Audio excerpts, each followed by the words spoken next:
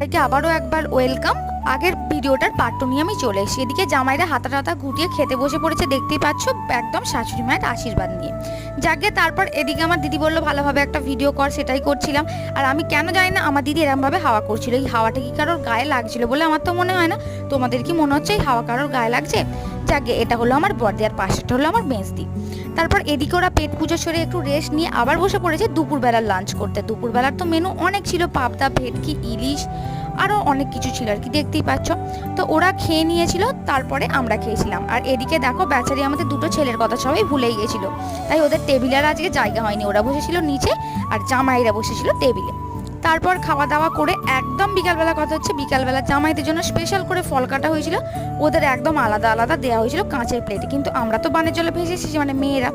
যাকে চলো আজকের মতো ভিডিও এইটুকুই। হ্যাঁ, আবার এই ব্লগটার আর কি পার্ট 3 আসবে। চলো, টাটা।